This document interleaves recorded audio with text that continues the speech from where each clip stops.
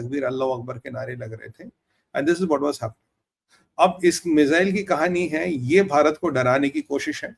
मैं आपको बताता हूँ क्यों, क्योंकि इसकी जो रेंज बताई जैसी 450 किलोमीटर, विच आई डाउट, मान लीजिए 450 किलोमीटर भी, अगर आप भारत के S-400 को देखेंगे और भारत की मारक क्षमता जो अचूक है वो करीब 600 किलोमीटर के रेंज तक है S-400 का, जहां तक रडार जाता है, और जो भी हमारे पास बाकी अन्य उपकरण हैं जिनके बारे में मैंने थोड़ा थोड़ा लास्ट टाइम बताया था, डिटेल में नहीं जाऊंगा। S-400 की रेंज सबको पता है, इसलिए उसके बारे में बात कर रहा हूँ। तो ये जो 450 किलोमीटर का इन्होंने ये मिसाइल किया है, ये जो इंडिया के स्ट्राइक कोर्स है, जो इंडिया की आर्मी, जो इंडिया के बैटल फॉर्मेशंस पास आएंगे, तो उसके परिप्रेक्ष्य में ये कह रहे हैं हमारे पास विकल्प है 450 किलोमीटर मारक शक्ति रखने की। वैसे कहते हैं सरफेस टू, ये जो है सरफेस टू सरफेस मिसाइल है, ये सरफेस टू एयर मिसाइल नहीं है। सरफेस टू सरफेस मींस जमीन से उठ के जमीन पे ही गिरेगा ये। तो मतलब ये against army, against battle formations of Indian army, उसके ऐसी मिसाइल। अब मिसाइल की बात करें, अब्दाली नाम से, खैर हमें तकलीफ तो है, आपको भी होगी, जाहिर सी बात है। इन्होंने जनाब नोटैम जारी किया था 23 अप्रैल को। 23 अप्रैल को क्या था? 23 April exactly the second day after the genocide which they carried, after the heinous terrorist attack which they carried in Pahalgam। 23 को इन्होंने नोटैम जारी किया, फिर कुछ किया नहीं इन्होंने। फिर एक नोटैम इन्होंने और भी जारी किया बीच में, तब भी कुछ खास नहीं हुआ। कल इन्होंने 2 मई को एक नोटैम जारी किया था, और इंडिया के इकोनॉमिक जोन के बिल्कुल करीब ये नोटैम का क्षेत्र बताया गया था। पर कल कुछ एक्टिविटी हुई नहीं। आज इन्होंने नोटैम जारी किया है या नहीं किया है। बाकी बाय द वे बताऊं, जो 23 अप्रैल का नोटैम था उसमें 24 घंटे का भी टाइम नहीं था।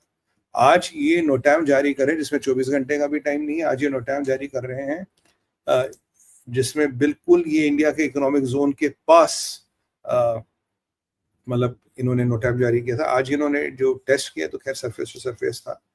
बट सवाल आज ये है कि पाकिस्तान भारत को प्रवोक करा, पाकिस्तान अपनी ताकत दिखा रहा। अगर पीछे 2-3 नोटैम जारी किए तो टेस्टिंग क्यों नहीं की? आज टेस्टिंग क्यों? क्या चाइना से कंसाइनमेंट नहीं आई थी? क्या तुर्किया से मिसाइल नहीं आया था? या ईरान का माल है? कहाँ का माल है? अब्दाली तो खैर इन्होंने पेंट करके लिख दिया होगा, इनके यहाँ तो पेंटरों की फैक्ट्री है, खानदानी डेंटर पेंटर है सारे, तो डेंटिंग पेंटिंग का काम अच्छा कर लेते हो तो लिख लिया होगा। बट सवाल ये है, ये अब्दाली मिसाइल की टेस्टिंग अभी करना 450 किलोमीटर से, तुम्हें क्या लगता भारत डर गया? और सुन जादी, हमारे पास ऐसी चीज है ना, तुम्हारी वाट लगा देंगे। But bloody do you think India scared? तुमने ये टेस्टिंग कर दी, भारत डर गया? भारत घबरा जाएगा? टेस्टिंग भारत नहीं घबरा जाएगा। Bharat is prepared for all the eventualities. तुम्हारी फटी पड़ी है तुम्हारे पास।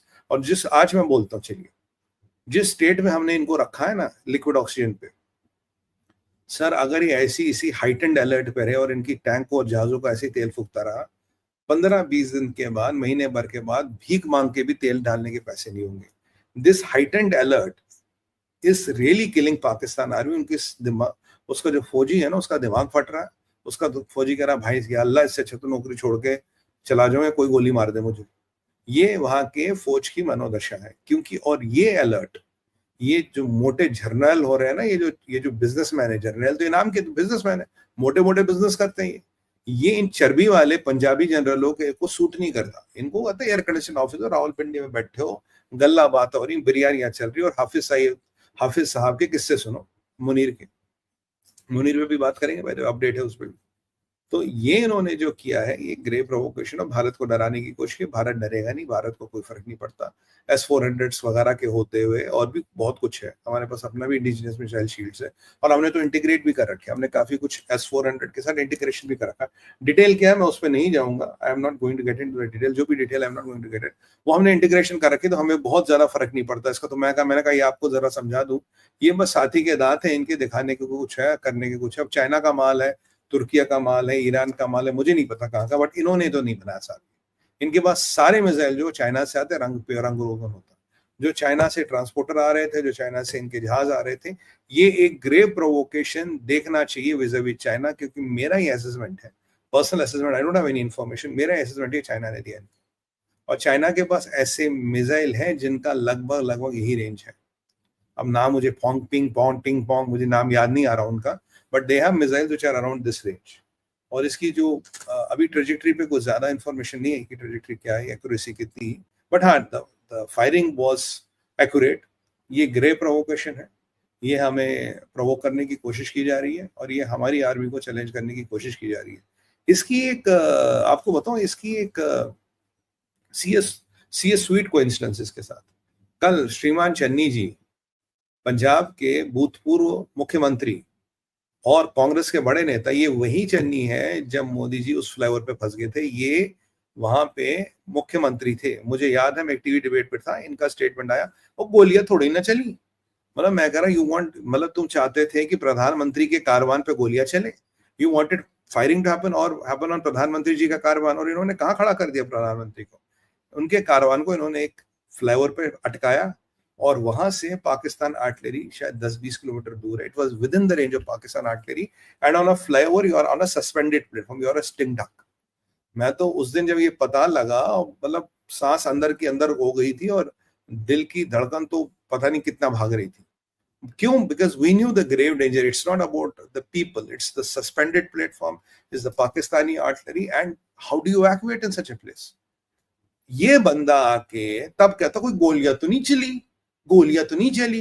यार मोदी जी ने कहा था अपने मुख्यमंत्री को बोलना, आपका धन्यवाद, आज मैं यहाँ से जिंदा गया हूँ। You remember that dialogue? मेरी बहुत लड़ाई हुई थी कांग्रेस के प्रवक्ताओं से टीवी पे इस बात को लेके।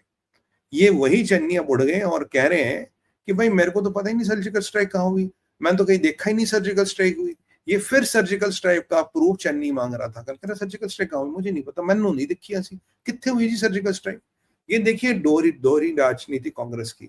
राहुल गांधी कहता जाके जी पाकिस्तान को फोड़ दो, और आज उनका एक और नेता उसका भी कह रहा है जी आपको पाकिस्तान को फोड़ने का आपका कोई प्लान नहीं है मोदी जी, आपके पास कोई रणनीति नहीं। ओवैसी भी ये बात कह रहा है, राहुल गांधी भी ये कह रहा है, और हाँ, गुलाम मोहम्मद मीर जो इनके कश्मीर के कांग्रेस के अध्यक्ष हैं, वो कह रहे हैं कि भैया जाके पाकिस्तान को फोड़ दो, भैया यहाँ प्रॉब्लम है। अगर ये इतने लोग कह रहे हैं पाकिस्तान को फोड़ दो, यहाँ प्रॉब्लम है, यहाँ गड़बड़ है, it's a trap, there's some kind of a trap which they are trying to, they have built up। और दूसरा क्या कह रही है, कह रहे जी पाकिस्तान को छोड़ दो, और दूसरे यहाँ से क्या कह रहे हैं, या सचन्नी कह रहे हैं कि सर्जिकल स्ट्राइक हुई नहीं, मैंने तो देखा नहीं, ये कह रहे कि सच जाके अटैक करो, और पाकिस्तान का मिसाइल का परीक्षण हो जाता है।